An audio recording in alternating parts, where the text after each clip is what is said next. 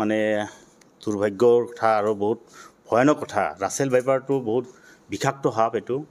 এই সাপে মানে খুটিলে সাধাৰণতে মানুহ নাবাচে বুলি কয় মানে লগে লগে পেচেণ্টৰ মৃত্যু নহয় কিন্তু 4-5 দিন পিছতে পেচেণ্টৰ মৃত্যু হয় মানে এইটো কি হয় পেচেণ্টৰ এইটো হ'ল হেমাটটক্সিক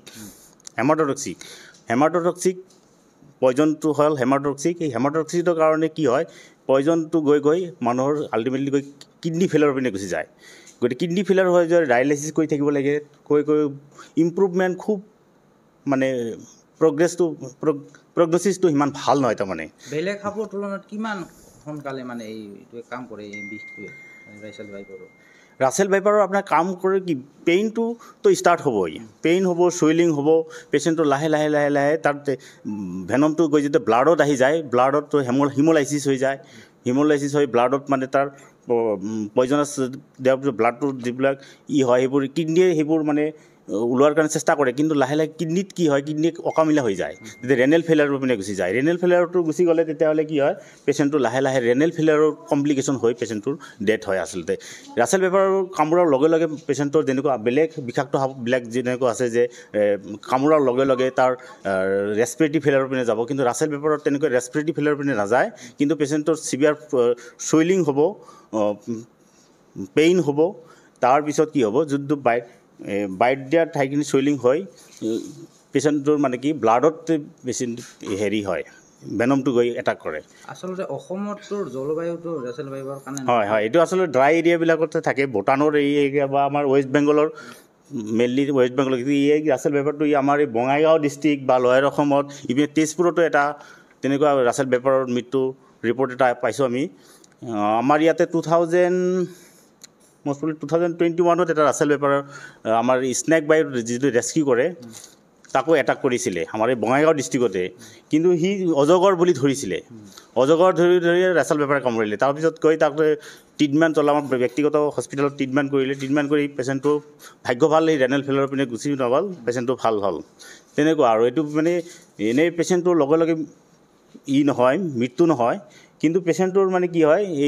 এইটো কমপ্লিকেশ্যনটো বেছি তাৰমানে ৰাছেল ভাইপাৰৰ ভেনমটোৰ কমপ্লিকেশ্যনটো বেছি ব্লাডত কমপ্লিকেশ্যন হয় ৰেনেল ফেইলাৰৰ পিনে গুচি যায় সেইটো কাৰণে তাৰমানে হেৰি কৰিব লাগে তাৰমানে আৰু মানে বৰণটো কেনেকুৱা থাকে মানে ৰাছেল ভাইপাৰৰ বৰণটো আপোনালোকে এই অজগৰ সাপৰ নিচিনাই কিন্তু তাৰ যিটো পিঠিৰ চাৰিপিনে যে চকৰিটো থাকে যে সেইটো মানে চাৰ্কুলাৰ একদম আৰু এই অজগৰটোৰ মানে এটাৰ লগত এটা কানেকশ্যন পাব কিন্তু এইটো একদম মানে পিকুলাৰিটি মানে পাৰ্টিকুলাৰ এটা চাৰ্কুল থাকে এনেকুৱা অজগৰ ৰাছেল ভাইপাৰ আপোনাৰ এনে ধৰক 1 মিটাৰ বা এনেকুৱা বেছি ডাঙৰ নহয় কিন্তু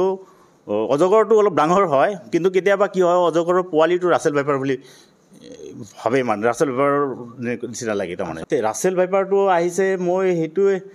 আচৰিত কথা ক'ৰ পৰা আহি পালে কাৰণ আমাৰ এই ক্লাইমেটটো ৰাছেল ভাইপাৰৰ কাৰণে ইমান মানে হেৰি নহয় কিন্তু মষ্ট প্ৰবলি আমাৰ এই যিটো হাইৱে নেশ্যনেল হাইৱে ৱেষ্ট বেংগলত আমাৰ ওচৰত সেইটোৱে মষ্ট প্ৰবলি হাইৱে ট্ৰাকৰ আহিব পাৰে বা কোনোবা যে সাপ ধৰি খেল ধেমালি কৰে যে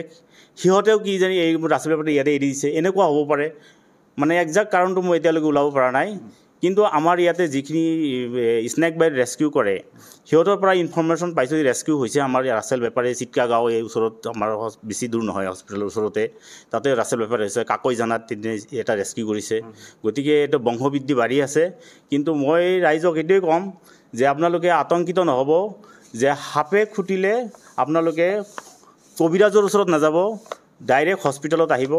এণ্টিভেনম আছে তাৰ আধুনিক চিকিৎসা পদ্ধতি আছে ভাল চিকিৎসা পদ্ধতি হয় আমি বহুত মানে পয়জনাছ স্নেক বাইটৰ ট্ৰিটমেণ্ট কৰি ভাল কৰিছোঁ গতিকে আমাৰ ওপৰত বিশ্বাস ৰাখক আমি সদায় মানে আছোঁ যিকোনো স্নেক বাইট কামুৰিলে